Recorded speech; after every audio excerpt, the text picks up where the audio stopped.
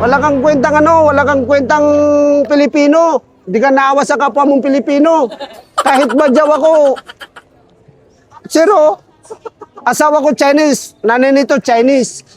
O pag ito nagsalita, hindi mo maintindihan kasi ang salita nitong Mandarin. Boy. A few moments later.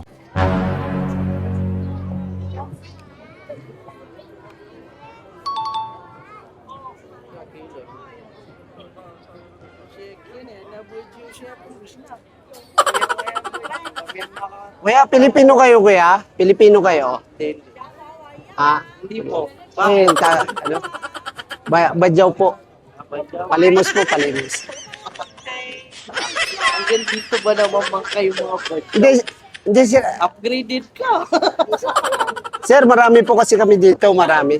Marami kami dito. Ay, mga dito kayo pinadala sa ilog, no? Galing Oh, kay anak.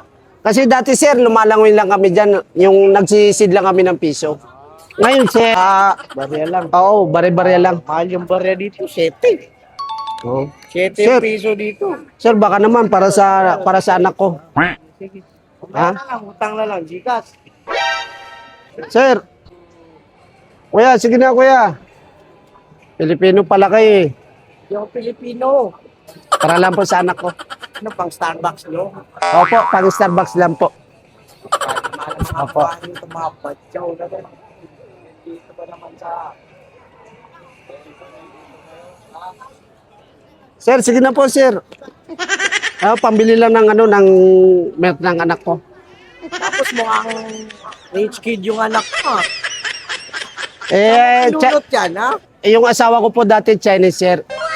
Oh, nag-aasawa ko ng Chinese dito. Migrate ka ditong badyaw ka? Oh, nag-ano ko ng ayun oh. Nabuti na mo, Chinese sa Chinese yun. Oh, kasi yung nanay talaga nito, Chinese talaga, sir. Ito, mukha kang maranaw na badyaw. Ah, hindi po. Hindi po. Hindi po. Tapos ito, Cantonese, oh. Ah, ah. Sige na, sir. Salamat na lang kung ayaw nyo ko bigyan, ha. Ayaw nyo kasi, sir, mamigay. Kuripot kasi kayo, sir, eh. Kayo talaga, eh, no? No, kuripot ka, sir, eh. Wala kang no?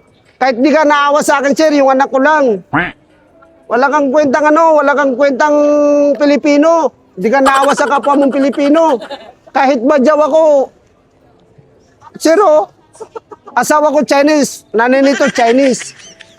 O pag ito nagsalita, hindi mo maintindihan kasi ang salita nitong Mandarin. Boy, Mandarin, sasaktan na kita eh. Ni hao.